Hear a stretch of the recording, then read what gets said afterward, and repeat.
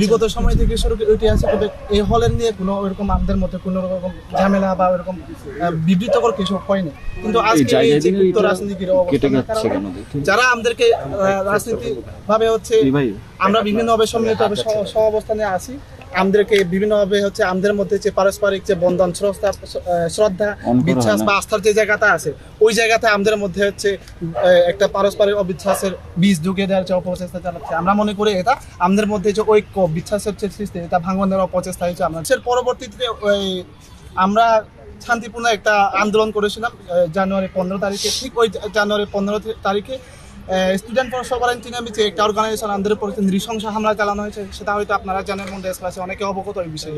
কিন্তু ওই বিষয়ে যে স্টুডেন্ট ফর সভারেন্টি যে সংগঠনটা, ওইটার মাদার অর্গানাইজেশন কিন্তু শিবিরের অর্গানাইজেশন ওইটা।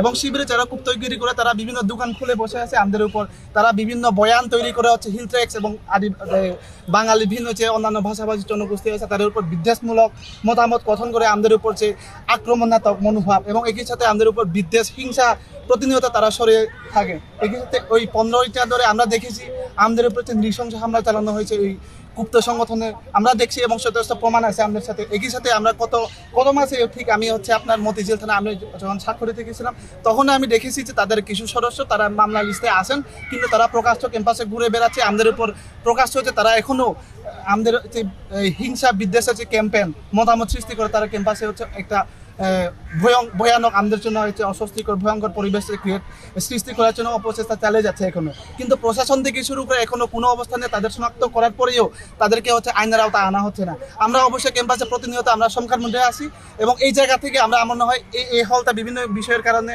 এবং সব পরিবর্তিত যে পরিস্থিতিতে আমাদের রিপ্রেজেন্টেটিভ থেকে শুরু করে আমাদের ভয়েস সব কিছুর কারণে আমরা মনে করি এই অপচেষ্টা আমাদের জন্য হুমকি।